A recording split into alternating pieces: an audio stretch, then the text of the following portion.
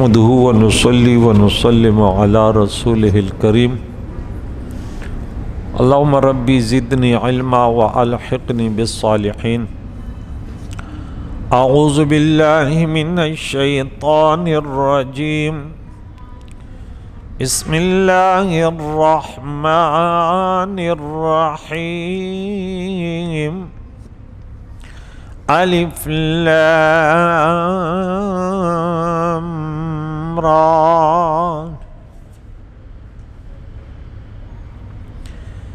تلك آيات الكتاب الحكيم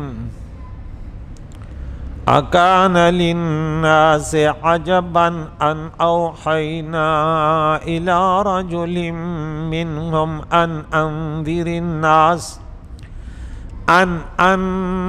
الناس وبشر الذين آمنوا أن لهم قدم صدق عند ربهم قال الكافرون إن هذا لساحر مبين صدق اللہ العظیم۔ حضرات محترم، سورہ توبہ کے بعد سورہ یونس کا درس شروع ہوا۔ سورہ یونس یہ مکی صورت ہے، 109 آیت مبارکہ ہیں اور 11 رکوع ہیں۔ کریم اللہ نے اس صورت کا آغاز حروف مقطعات سے کیا، الف لام را۔ پھر فرمایا تلک آیات الکتاب الحکیم، یہ آیاتیں جو ہے حکمت کی کتاب کی ہیں۔ اس کتاب کی آیات جو حکمت سے معمور ہیں، لبریز ہیں۔ اکان للناس عجبا، کیا لوگوں کو اس پر تعجب ہے کہ ان اوحینا الی رجل منہم، کہ ہم نے انہی میں سے ایک مقدس شخص مرد پر وحی نازل کی ہے۔ ان انذر الناس، اس بات کے لیے کہ لوگوں کو، غافل لوگوں کو ڈرائیں، اللہ کے نافرمان لوگوں کو اللہ کے عذاب سے ڈرائیں۔ وبشر الذین آمنوا، اور ان لوگوں کو خوشخبری سنائیں جو ایمان لائے ہیں، ان لہم، کہ بے شک ان کے لیے قدم صدق عند ربہم، کہ ان کے لیے رب کے پاس ان کے نیک اعمال کا بہترین اجر ہے۔ اور قال الکافرون ان ھذا لساحر مبین، کہ بے شک کافروں نے کہا کہ یہ کھلا جادوگر ہے، نعوذ باللہ۔ تو یہ سورت مبارکہ مکی سورت، اس میں اللہ کی وحدانیت کا اور بیان اس پر دلائل پیش ہوں گے۔ تو الف لام را یہ اس کتاب کی آیات ہیں جو حکمت سے معمور ہیں۔ سیدنا محمد صلی اللہ علیہ وسلم کی نبوت پر دلیل، حضرت عبداللہ بن عباس رضی اللہ تعالی عنہما نے الف لام را کی تفسیر میں فرمایا کہ ان اللہ ارا، یہ اس کا معنی ہے، انا الف انا، لام اللہ او را ارا، میں اللہ دیکھتا ہوں۔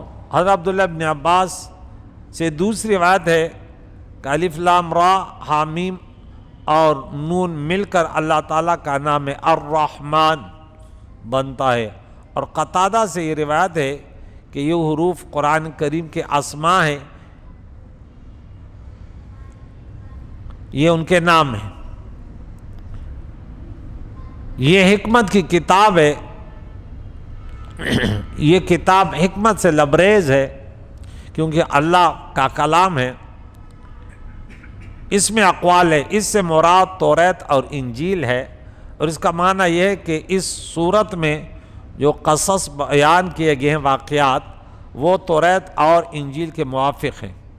حالانکہ سیدنا محمد صلی اللہ علیہ وسلم نے ان کتابوں کو پڑھا تھا، نہ کسی عالم نے ان کو سنا تھا، تو پھر اس موافقت کا حصول اس کے سوا ممکن نہیں کہ سیدنا محمد صلی اللہ علیہ وسلم پر اللہ تعالیٰ نے وحی نازل فرمائی تھی، اور یہ آپ کی نبوت اور رسالت پر دلیل ہے۔ نمبر 2، الف لام را میں یہ اشارہ ہے کہ یہ کتاب حروف تہجی سے مرکب ہے۔ اگر یہ اللہ تعالیٰ کا کلام نہیں ہے اور کسی انسان کا کلام ہے تو تم بھی ان حروف تہجی سے اس کے مثل کلام بنا کر لے آؤ، اور یہ بھی آپ کے نبوت اور رسالت پر دلیل ہے کہ یہ حضور جو سناتے یہ کلام یہ اللہ کا ہے، یہ انسان کا نہیں، کیونکہ انسان جیسے کلام دوسرا لا سکتا ہے، ایک انسان جو کرتا ہے دوسرا بھی جیسے کر سکتا ہے۔ نمبر 3، اس آیت میں حکیم بمعنی حاکم، حکیم بمعنی حاکم، یعنی یہ کتاب اس بات کا حکم دیتی ہے کہ سیدنا محمد صلی اللہ علیہ وسلم اپنے دعویٰ نبوت میں صادق ہے، کیونکہ آپ کے نبوت کی دلیل قرآن مجید ہے، جس کے مثال لانے سے پوری دنیا عاجز ہے۔ بار بار سورہ بقرہ کی آیت نمبر 23، پھر سورہ یونس کی آیت نمبر 38، پھر سورہ ہود کی آیت نمبر 13، پھر سورہ بنی اسرائیل کی آیت نمبر 88، بار بار چیلنج کیا کہ جمع کرو ان جیسی صورت بنانے میں۔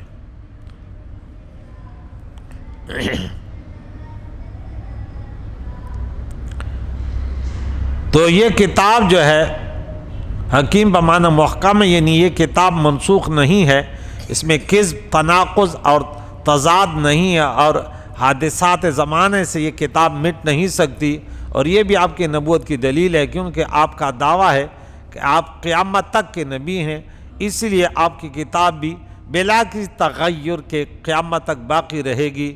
اس کے برخلاف دوسرے انبیاء علیہ السلام، کیونکہ ان کے مخصوص زمانے کے لیے نبی تھے، اس لیے ان کی کتابیں بھی ان کے بعد تغیرات سے محفوظ نہ رہی، حتیٰ کہ اب وہ زبان بھی موجود نہیں جس زبان میں وہ کتاب نازل، تحریفات ہی تحریفات۔ اور یہ قرآن انا نحن نزلنا الذکر وانا لہ لحافظون، کہ اس کو اللہ فرماتے ہیں ہم نے نازل کیا اور ہم اس کی حفاظت کرنے والے۔ نمبر 5، حکیم کا معنی ہے یہ کتاب حکمت پر مشتمل ہے۔ حکمت کا معنی ہے علم اور عقل سے حق تک پہنچنا۔ اللہ تعالیٰ کی حکمت کا معنی یہ ہے کہ اس کو تمام اشیاء کا علم ہے، اور اس نے ان اشیاء کو انتہائی خوبی اور بہتری کے ساتھ پیدا کیا ہے۔ انسان کی حکمت یہ ہے کہ اس کو موجودات کی معرفت ہو اور وہ نیک کام کرے، اور قرآن مجید کی حکمت یہ ہے کہ اس نے صحیح اور برحق باتیں بیان کی ہے۔ یہ الف لام را کی تشریح تھی، اور تلک آیت الکتاب الحکیم کی۔ دوسری آیت میں فرمایا کیا لوگوں کو اس پر تعجب ہے کہ ہم نے انہی میں سے ایک مرد پر یہ وحی نازل کی ہے کہ آپ لوگوں کو ڈرائیں، یعنی غافل لوگوں کو، اور ایمان والوں کو یہ بشارت دے کہ ان کے لیے ان کے رب کے پاس ان کے نیک اعمال کا بہترین اجر ہے۔ ان پر کافروں نے کہا بے شک یہ شخص تو کھلا جادوگر ہے۔ مشرکین مکہ چند وجوہ سے پیارے عقائد و جان کے رسول ہونے پر تعجب کرتے تھے۔ نمبر 1، عبداللہ بن عباس بیان کرتے ہیں کہ مشرکین مکہ کہتے تھے کہ اللہ کی شان اس سے بہت بلند ہے کہ وہ ایک بشر کو رسول بنائے، یہ ممکن نہیں۔ قالوا ابعث اللہ بشر الرسول، سورہ اسراء، سورہ بنی اسرائیل، سورہ نمبر 17 آیت نمبر 94۔ کفار نے کہا کیا اللہ نے بشر کو رسول بنایا؟ یہ ان کو تعجب تھا، تو ان کو اللہ تعالی نے رد کیا۔ نمبر 1، اس کے رد کا جواب سورہ انعام آیت نمبر 9، وَلَوْ جَعَلْنَهُ مَلَكًا لَجَعَلْنَهُ رَجُلًا وَلَلَبَسْنَا عَلَيْهِم مَا يَلْبِسُونَ۔ اگر ہم یہ کہتے ہیں نا فرشتہ رسول آتا، اللہ فرماتے اگر ہم فرشتے کو رسول بناتے تو اس سے مرد ہی بناتے اور ان پر وہی شبہ ڈال دیتے جو شبہ وہ آپ کر رہے ہیں وہاں بھی وہی شبہ پیدا ہوتا. اس لیے ہم نے ان میں سے رسول بنا. گزشتہ رات ہم نے اس پر ذکر کیا کہ تم میں سے تمہارے عظیم الشان نبی تشریف لائے, حریص عنتم عزیز علیہ ما عنتم حریص علیکم بالمؤمنین رؤوف رحیم. نمبر 2 آیات سورہ اسرائیل میں آیت نمبر 95. قل لو کان فی الارض ملائکۃ یمشون مطمئنین لنزلنا علیہم من السماء ملکا رسولا. آپ کہیے اگر زمین میں رہنے والے فرشتے ہوتے جو اس میں اطمینان سے چلنے والے ہوتے تو ہم ضرور ان کے اوپر آسمان سے فرشتے کو رسول بنا کر نازل کہتے, کیونکہ ایک جنس دوسرے جنس سے پیدا ہے. خلاصہ ہے کہ جس قوم کے طرف رسول بنا کر بھیجا جائے وہ اسی قوم کے جنس سے ہوتا ہے, تاکہ اس رسول کا عمل اس قوم کے لیے نمونہ اور حجت ہو, آسان ہو, سہل ہو. نیز اگر رسول علیہ السلام کسی اور جنس سے ہو تو قوم اس سے استفادہ نہیں کر سکتی, جیسا کہ عام انسان فرشتوں کو دیکھ سکتے ہیں, نہ ان کا کلام سن سکتے ہیں, نہ ان کو مس چھو سکتے ہیں. اس لیے اللہ تعالیٰ کی حکمت کا تقاضا یہ تھا کہ انسان اور بشر کی طرف انسان اور بشر ہی کو رسول بنا کر بھیجا جائے, اور اللہ تعالیٰ کی ہمیشہ سے یہی سنت رہی. چنانچہ اسے فرمایا ہے وَمَا أَرْسَلْنَا مِن قَبْلِكَ إِلَّا رِجَالًا نُوحِي إِلَيْهِمْ. سورہ یوسف میں 19 میں 109 نمبر آیت میں ہے. اور ہم نے آپ سے پہلے بھی صرف مردوں ہی کو رسول بنایا ہے جن کے طرف ہم نے وحی کی. نیز ان کو اس بات پر بھی تعجب ہوتا تھا مشرکین مکہ کو کہ ایک غریب اور یتیم شخص کو کیوں رسول بنایا, کسی امیر کبیر شخص کو کیوں نہیں بنایا. چنانچہ وہ کہتے تھے لولا نزل هذا القرآن على رجل من القريتين عظیم. سورہ زخرف میں آیت نمبر 31 ہے سورہ نمبر کیا جاتا.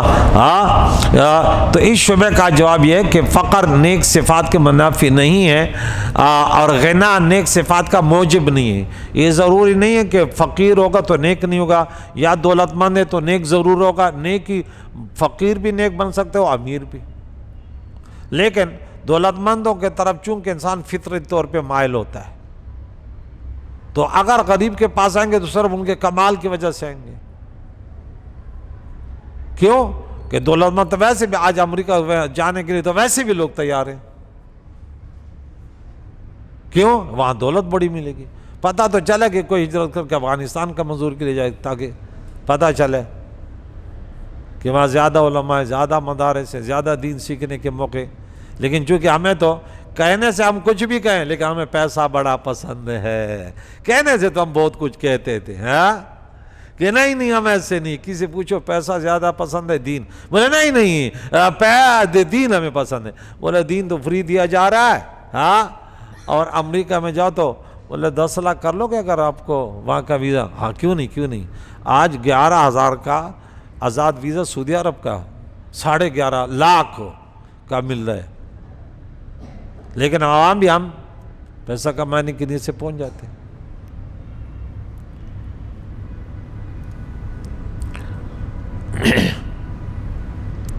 تو سیدنا محمد صلی اللہ علیہ وسلم فقر کے باوجود اپنے نیکی, خیر, تقوی, امانت, دیانت, صلہ رحمی اور اثار وغیرہ کے ساتھ معروف اور مشہور تھے. اور آپ کا یتیم ہونا کسی نقصان کا موجب نہیں ہے, بلکہ اللہ کریم نے آپ کو یتیم اس لیے رکھا کہ آپ پر والدین کی پرورش کا احسان نہ ہو, کیونکہ آپ کو تمام دنیا پر فضل اور احسان کرنے کے لیے بھیجا تھا. کہ عمر صلی اللہ الا رحمتا للعالمین. اللہ کریم نے سورہ انبیاء میں سورہ نمبر 21 میں آیت نمبر 107 میں کہ ہم نے پورے کائنات کے لیے آپ کو رحمت بنا کر بھیجا. رحمت وہ ہوتی ہے جو دوسروں کو بارش آتی ہے, ہمیں فائدہ ہوتا ہے بارش سے, وہ رحمت ہے نا.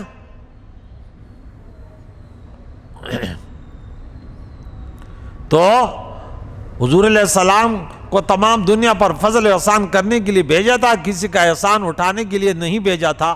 اور مالدار اور غنی ہونا کسی خوبی اور نیکی کو مستلزم نہیں ہے. مکے میں کتنے مالدار اور غنی تھے, لیکن ان کی نیکی اور پرہیزگاری کی شہرت نہ تھی, اور نہ مال اور دولت اللہ تعالیٰ کے قرب کا ذریعہ ہے. وما اللہ کریم نے سورہ سبا میں سورہ نمبر 34 میں اور آیت نمبر 37 میں پارہ نمبر 23 میں کریم اللہ نے کیا فرمایا؟ وَمَا أَمْوَالُكُمْ وَلَا أَوْلَادُكُمْ بِالَّتِي تُقَرِّبُكُمْ عِنْدَنَا زُلْفَىٰ، نہ تمہارے مال اور تمہاری اولاد ایسی چیزیں ہیں جو تم کو ہمارے قریب کر دیں۔ یہاں پہ ایک کلمہ آپ نے سنا کہ قدم صدق، تو قدم صدق مانے سچ۔ اب اس میں بہت سارے معنی ہیں، اس پر تھوڑی تشریح۔ اس آیت میں فرمایا کہ آپ ایمان والوں کو بشارت دیجئے کہ ان کے لیے ان کے رب کے پاس قدم صدق ہے۔ قدم صدق کے مفسرین نے معنی کیے، یہ تھوڑا سا مشکل لفظ ہے کہ قدم صدق کیا معنی ہے؟ سچائی کا قدم۔ اس آیت میں رب کریم نے یہ کلمہ فرمایا، عبداللہ ابن عباس نے فرمایا کہ قدم صدق سے مراد منزل صدق ہے، سچائی کی منزل، یعنی بہترین مقام۔ اور یہ تفسیر اس آیت سے ماخوذ ہے، وَقُلْ رَبِّ أَدْخِلْنِي مُدْخَلَ صِدْقٍ وَأَخْرِجْنِي مُخْرَجَ صِدْقٍ۔ بنی اسرائیل میں 80 نمبر آیت ہے۔ آپ کہیے کہ اے میرے رب مجھے بہترین مقام میں داخل فرما اور مجھے بہترین مقام سے باہر لا۔ زجاج نے قدم صدق سے مراد بلند مرتبہ ہے، معنی القرآن للزجاج۔ ماوردی نے کہا اس سے مراد نیک بیٹا ہے جو بچپن میں فوت ہو گیا، کیونکہ قدم کا معنی ہے مقدم اور پیش رو، آگے جانے والا، اور نابالغ بچے قیامت کے دن ماں باپ کے لیے مقدم اور پیش رو ہوں گے۔ حدیث میں ہے حضور علیہ السلام نے مسلمانوں کو یہ تلقین کی وہ اپنے نابالغ بیٹے کی نماز جنازہ میں یہ دعا مانگے، اے اللہ اس کو ہمارے لیے مقدم اور پیش رو بنا دے اور اس کو نیکیوں کا ذخیرہ اور اجر بنا دے۔ صحیح بخاری میں کتاب الجناز میں باب نمبر 65 میں ہے، اللہم اجعلہ لنا فرطا واجعلہ لنا اجرا وذخرا واجعلہ لنا شافعا ومشفعا۔ حسن اور قتادہ نے کہا اس سے مراد سیدنا محمد صلی اللہ علیہ وسلم ہے، کیونکہ آپ مسلمانوں کی شفاعت کرنے والے اور ان پر مقدم ہے۔ حضرت سہل بن سعد رضی اللہ تعالیٰ نے روایت کیا، حضور علیہ السلام نے فرمایا میں حوض پر تمہارا پیش اور قدم ہوں، پیش رو اور مقدم ہوں۔ بخاری میں یہ حدیث 6583 میں، مسلم شریف میں بھی 249 میں اور موطا امام مالک میں 59 نمبر پر یہ حدیث مرقوم ہے۔ یہ بھی کہا گیا کہ اس سے مراد حضور علیہ السلام ہے، کیونکہ آپ میدان محشر میں سب پر مقدم ہوں گے۔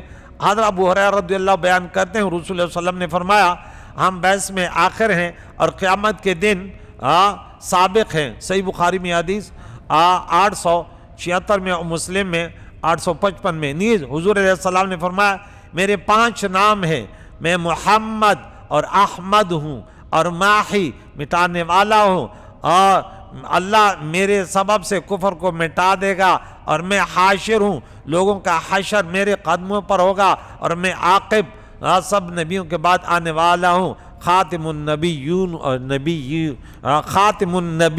ہوں، انبیاء کا سلسلہ کو ختم کرنے والا علیہ الصلاۃ والسلام۔ صحیح بخاری میں یہ حدیث 3532 پر مرقوم ہے۔ مجاہد نے کہا قدم صدق سے مراد نیک اعمال ہیں، دعاق نے کہا اس سے مراد نیک اعمال کا اجر ہے۔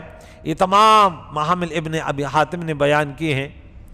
تو آخر میں انہوں نے ایک کلمہ کہا کہ آپ جادوگر ہیں، نعوذ باللہ۔ تو اس کے بعد اللہ تعالیٰ نے اس پر کافروں نے یہ جو بکواس کیا یہ تو کھلا جادوگر ہے۔ کافروں کی مراد یہ تھی کہ قرآن مجید اپنی فساد اور بلاغت میں اتنے عظیم مرتبے پر ہے کہ اس جیسا کلام بنانا غیر ممکن ہے، اور اسی وجہ سے یہ جادو ہے، اور حضور علیہ السلام جادوگر ہیں، نعوذ باللہ۔ ان کے اس کلام کا فاسد اور باطل ہونا بالکل بدہی اور ظاہر تھا، اس لیے اللہ کریم نے اس کا جواب نہ دیا، کیونکہ سب کو معلوم تھا کہ نبی اکرم صلی اللہ علیہ وسلم کی نشو و نما ان کے درمیان ہوئی، اور آپ کا کبھی جادوگروں سے واسطہ نہیں پڑا، اور نہ ہی مکے میں جادو سکھانے والے تھے، حتیٰ کہ یہ کہا جاتا کہ آپ نے ان سے جادو سیکھ لیا، پھر آپ ایسا کلام پیش کرنا جس کے نظیر نہ لا سے سب سے عاجز تھے، یہ معجز ہے، اس کے سوا اور کچھ نہیں ہے۔ اور حضور علیہ الصلوۃ والسلام کا دور مقدسہ مبارکہ وہ اس کا تھا، فصاحت اور بلاغت کا تھا، تو اس میں اس کا ثانی کوئی نہیں لا سکا کیونکہ اللہ کا کلام تھا۔ موسیٰ علیہ السلام کا دور جادوگروں کا تھا، عیسیٰ علیہ السلام کا دور اطباء کا تھا، طبیبوں کا تھا، میڈیکل کے علاج کے اعتبار سے تھا، تو النبی ہر وقت اس پر حاوی رہتے، تو اس لیے انہوں نے جو بھی وہ دعوے کیے وہ باطل تھے۔ تو اللہ تعالیٰ سے دعا ہے، آج اس صورت کی ابتدا ہوئی، کریم اللہ سے دعا ہے جتنی زندگی ہے اللہ تعالیٰ قرآن پاک پڑھنے اور پڑھانے والوں میں ہمیں رکھے، کہ نبی نے اعلان کیا کہ خیرکم من تعلم القرآن وعلمہ، تم میں سے سب سے بہتر وہ ہے جو قرآن سیکھے، وہ افضلکم، بخاری میں حضرت عثمان بن عفان سے روایت ہے، جو قرآن پڑھے اور پڑھائے، سیکھے اور سکھائے۔ کریم مولا ہمیں نیک لوگوں کے ساتھ اٹھنا بیٹھنا ہمیں نصیب فرما، غلط راستوں سے، غلط مجالس سے ہم سب کی حفاظت فرما۔ وصلی اللہ تعالی محمد و صحبہ اجمعین برحمتہ۔